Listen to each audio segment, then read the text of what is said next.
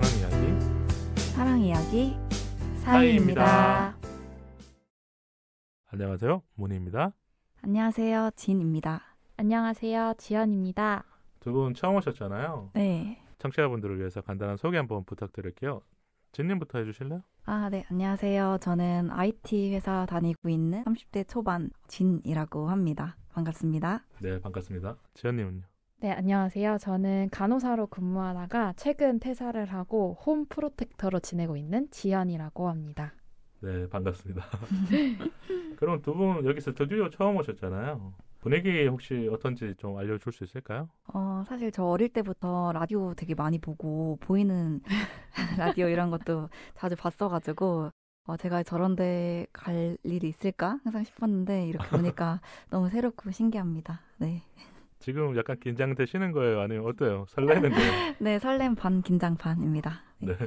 지연님은 어떠세요? 저도 여기 처음 와봤는데 너무 시설도 좋고 이렇게 실제로 라디오 녹음하는 거 보니까 너무 신기한 것 같아요. 오늘 두 분이 청취자분들 처음 만나는 시간이니까 네. 편안하게 대화하고 가시면 좋을 것 같고요. 네. 혹시 즐겨보는 유튜브 있을까요? 저는 사실 유튜브 굉장히 많이 보는데 제일 많이 보는 거는 저랑 비슷한 일상을 사는 분들의 브이로그를 많이 보는 것 같아요. 그래서 엄청 구독자 수가 많거나 그런 분들보다는 그냥 회사 다니면서 소소하게 일상 보내는 그런 분들 유튜버를 굉장히 많이 보고 있습니다. 그럼 직장인 유튜버 분들은 어떤 일상을 좀 많이 공유하시는 편이에요? 예를 들면은 이제 그분들이 이제 뭐 쇼핑 같은 것도 이제 회사에 입고 다닐 수 있는 룩 같은 거를 많이 하시고, 네. 그리고 이제 뭐 그 화장품 이런 것도 너무 고가가 아닌 그냥 딱 2030 나이대에 쓰기 진짜 좋은 리얼 꿀템들 아니면은 뭐 운동 같은 것도 하고 뭐 핫한 그런 카페나 레스토랑 이런 것도 보는 거 굉장히 좋아합니다. 진짜 평범한 직장인 분들이지만 나름의 그런 재미있는 요소들이 있으니까 네. 그 구독자분들이 생기는 거군요. 맞아요. 좀 비슷하고 이제 주변 친구들의 일상을 보는 것처럼 맞아요. 공감이 잘 되는 것 같더라고요. 그런 분들 보는 게. 네. 지연님은 어떤 유튜브 좀 보세요? 전 여행 유튜브를 좀 즐겨보는 것 같아요. 최근에까지 이제 근무를 계속 하다가 퇴사를 하고 나니까 이제 여행을 많이 다니고 싶더라고요. 혹시 뭐 어디 다녀오신 곳이 있을까요? 네, 최근에 유럽 여행도 다녀왔고 그리고 친구들이랑 상하이 다녀왔는데 너무 즐거웠어요. 그럼 청취자분들에게 뭐 상하이라든지 유럽 여행 갔다 온 곳 중에 조금 이렇게 얘기해 줄 만한 게 있을까요? 정말 추천하고 싶은 곳은 뭐 유럽 여행은 사실 다들 많이 가보고 싶다고 생각하실 텐데 상하이는 되게 가까운 곳인데도 별로 많이 가진 않잖아요. 그렇죠. 우리가 뭐 좀 사람들마다 좀 그게 차이가 있으니까. 네. 근데 1시간 반밖에 안 걸리고 상하이가 일단 거리가 가깝군요. 네. 1시간 반밖에 안 걸리고 음식이 이제 한국인들 입맛에 너무 잘 맞았고 또 물가도 좀 싼 편이었고 그리고 거리도 너무 깨끗하고 친구들이랑 가기 되게 좋은 여행지였어요. 우리가 그러니까 중국 생각하면 조금 뭐 사람들마다 이미지가 다른데 네. 상하이는 워낙 대도시이기 때문에 깨끗하기도 하고 맞아요. 돌아다니기 좋다. 네. 그럼 진짜 맛있는 음식은 뭐가 있어요? 상하이는? 저희는 베이징덕 아시나요? 베이징덕 그 싸먹는 음식을 먹었는데 너무 맛있었고 그리고 일단 딤섬 기본적으로 또 많이 딤섬. 드시더라고요. 네. 그것도 먹고 양꼬치를 실컷 먹었는데 3명에서 5만 원밖에 안 나왔어요. 그러면 진짜 배부르게 먹고 네. 돈 또 즐겁게 썼다. 맞아요. 이렇게 얘기를 드릴 수 있겠네요. 스님은 여행 같은 거 안 좋아하세요? 저도 너무 좋아하고 사실 이번에 같이 가서 많이 먹은 친구가 저거든요. 그러니까 네. 여행 파트너가 옆에 있었군요. 네, 그래서 저랑 이제 다른 친구 셋이서 갔는데 사실 가기 전에는 좀 중국이란 나라가 어떨지 좀 기대 반 아니면 조금 뭐 중국어를 저희가 못하니까 좀 걱정도 많이 있었는데 정말 너무 깨끗하고 너무너무 좋았어가지고 거의 인생 여행지로 상하이가 이번에 등극이 됐습니다. 네. 그럼 원래 제가 어떤 유튜브 봤었을 때 중국 가면 영어를 쓰는 분들이 많이 없다 그랬거든요. 왜냐면 네. 직원들이나. 네, 맞아요. 네, 네.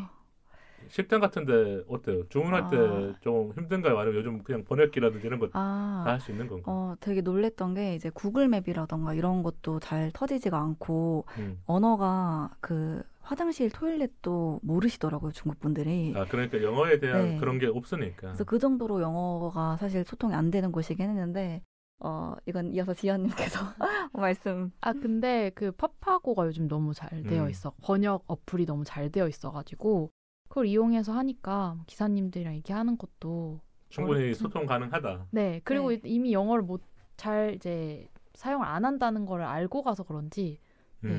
오히려 그러니까 약간의 뭔가 진입 장벽이 있을 거라고 생각하니까 여행을 가시는 분들 좀 준비를 하시면 충분히 소통하고 여행을 즐겁게 할 수 있다. 할 수 있다. 네. 이렇게 제가 깔끔하게 정리하겠습니다. 네. 그리고 이제 또 두 분 이야기 잘 들었으니까 준비한 오프닝 토크로 한번 들어가 볼게요. 우리가 아픈 이유. 우리가 그러니까 직장인 분들이라든지 뭐 자영업자 아니면 프리랜서 분들 아니면 이렇게 일을 하는 분들이 아플 때가 있잖아요. 두 분은 혹시 언제 뭐 최근에 아프셨던 적 있을까요? 저는 일단 그 신경 쓰는 것들이 있을 때, 예를 들어서 뭐 회사에서 뭐 중요한 뭐 발표를 한다거나 아니면은 뭐 제가 뭐 해야 될 일이 있는데 뭐 쉽게 되지 않거나 이렇게 하면은 신기하게 바로 몸으로 오는 스타일이거든요.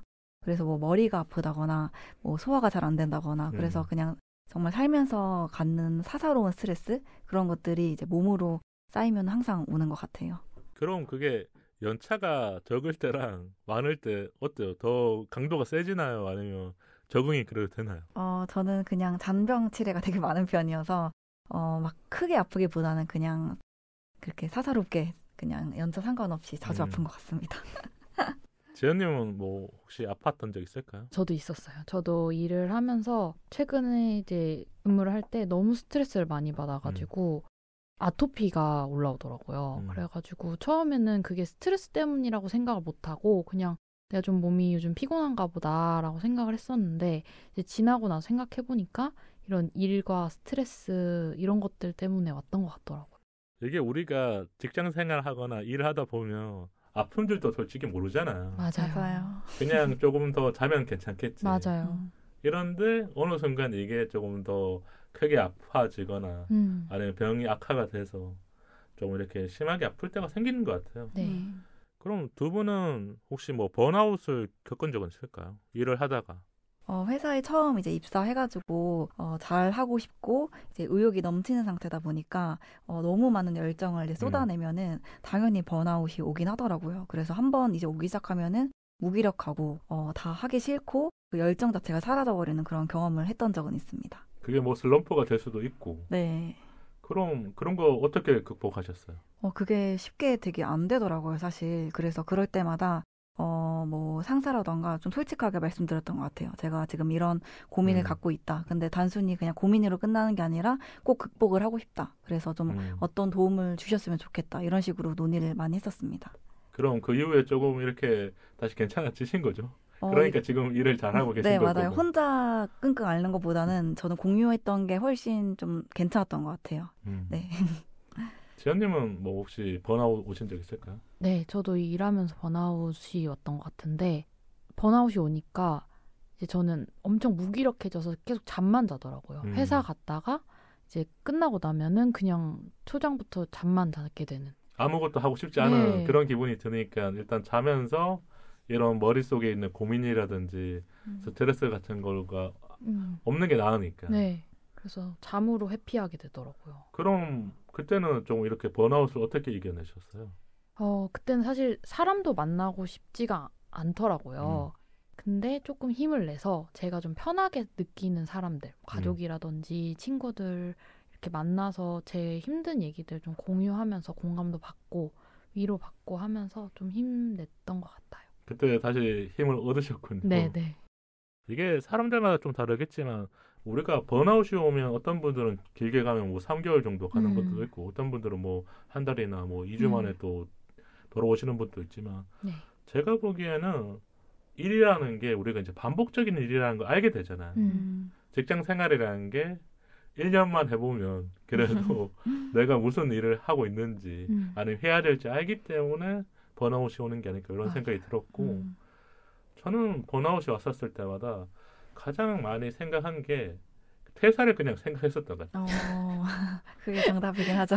퇴사를 생각하면서 진짜 내가 나갈 수 있으면 나가야지. 근데 나갈 수 없을 것 같고 이 일이 조금 더 그래도 붙잡고 싶다. 그 마음이 있잖아요. 네네. 그러니까 제일 강력한 한 방이 있어야 내 마음이 진짜 어디로 움직이는지 알 수 있으니까.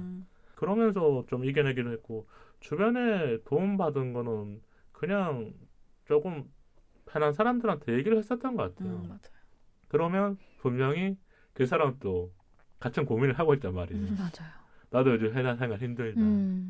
아니면 뭐 상사 때문에 힘들다. 우리 직장인분들이 다 비슷하잖아요. 그래서 그런 이야기하면서 좀 극복한 게 아닐까 이런 생각이 들고. 그럼 두 분이 청취자분들에게 그래도 직장 생활 중에서 좀 힐링 됐었던 아니면 좀 내가 아픔을 이겨냈었던 힐링하는 방법 중에 좀 추천해 줄 만한 게 있을까요? 뭐 맛집을 간다던가 아니면 짧게 여행을 갔다 온다던가 아니면 영화를 봤었는데 뭐 어디 영화관에서 보니까 좀 괜찮았다 뭐 이런 것도 좋고. 저부터 말씀드리면 좀 새로운 거를 도전했던 것 같아요. 어쨌든 번아웃이라는 거에 갇혀 있으면은 좀 나오기가 굉장히 어렵더라고요.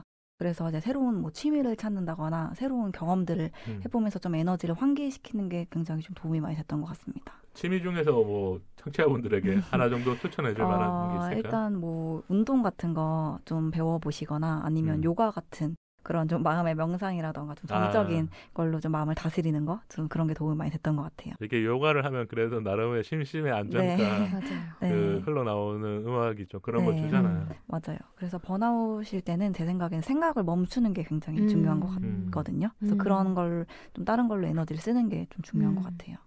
그럴 수 있겠군요. 지연님은 뭐 어떤 게 있을까요? 저는 혼자 여행 가는 거를 추천드리고 싶어요. 혼자 여행이면 뭐 이 서울 주변에 갈 만한 곳이 있을까요? 뭐 서울 시내 안에서도 사실 여행이라는 게 꼭 멀리 가지 않아도 시내 안에서 그냥 혼자 이쁜 카페를 찾아간다든지 좀 조용한 카페라든지 혼자 좀 시간을 좋은 공간에서 보내면서 정리하는 게 있지 않나. 내 감정을 조금씩 정리하는 거군요. 네. 그리고 뭐 인스타에서 봤거나 유튜브에서 봤었던 예쁜 카페 거기 가보면 그래도 맛있는 것도 먹고 좀 공간이 좀 잘 정돈된 곳에서 또 주는 힘이 있다고 생각해가지고 왜냐면 우리가 회사라는 공간은 한정된 공간인데 맞아요. 또 짧게 여행을 간다거나 카페를 간다거나 맛집을 가는 거는 약간의 일탈인 거잖아요. 맞아요. 맨날 출근할 때 똑같은 지하철 버스를 타지만 맞아요. 오늘은 다른 버스를 타고 간다. 이런 게 아닐까 싶네요. 저도 추천 하나 해드리자면 뭐 겨울이어서 쉽지 않을 것 같은데 저는 산책을 좀 했었던 것 같아요. 집 주변을 좀 걷자. 왜냐하면 걸으면서 내가 생각 정리도 되고 조금 잠이 잘 들거든요. 일단 맞아요. 약간의 뭐 아까 말하신 것처럼 운동 효과가 있는 거니까. 맞아요. 그래서 그렇게 해보시면 좋지 않을까 싶어서 오늘 좀 이야기 나눴고요. 짧게 공지와 근황을 좀 얘기 드릴게요. 일단 가장 좋은 소식은 유튜브 구독자가 이제 2,000명에 가까워졌어요. 와. 축하드립니다. 네, 감사합니다. 주변에서 좀 축하를 많이 하기도 했었고 아니면 오셨던 게스트분들도 이제 인스타로 좀 보니까 뭐 저한테 이야기를 해주시더라고요. 왜냐면 지금 우리가 시즌 6 시작하고 유튜브 활동을 했는데 한 3개월 만에 이 정도 됐으니까 제가 연말에는 한 2,000명이 넘지 않을까 이런 바람이 있어서 또 소식을 전해드렸고요. 지금 제가 조금 더 이 유튜브를 분석해 보니까 한 주에 1,500시간 정도 우리 방송을 듣고 있더라고요. 와, 엄청난데요. 진짜 많네요. 그래서 뭔가 우리 방송이 한 달로 치면 한 12개 정도가 올라가거든요. 그래서 듣는 분들은 뭐 예전 거도 듣고 아니면 최신화도 듣고 그렇게 듣고 계신 게 아닐까 싶고 또 하나 소식은 댓글이 진짜 많이 달렸어요. 와. 제가 그냥 봤었을 때 한 1,000개 이상은 달린 것 같거든요. 근데 이게 가장 좋은 게 누군가가 우리 이야기를 듣고 같이 이야기를 나누고 싶다는 게 댓글인 거잖아요. 맞아요. 그래서 뭐 에피소드마다 아니면 그 사연마다 이런 거 댓글 보고 저도 힘을 많이 얻고 있고 아마 게스트 분들도 댓글 읽으면서 위로를 받았다는 이야기를 저한테 전해주셨거든요. 그래서 구독자분들에게 또 감사 인사 전해드리고 싶었고 저는 이런 생각이 들어요. 우리 방송 들으시는 동안 좀 편안하고 즐거운 시간이 되었으면 가장 좋겠다는 마음으로 또 이렇게 얘기를 드렸으니까 많이 구독해 주시고 친구분들에게도 추천해 주시면 감사하겠습니다. 네. 그럼 오프닝 토크는 여기서 마치고요. 청취자분들이 기다리는 사연으로 들어가 보도록 하겠습니다. 오늘도 좋은 날 되세요.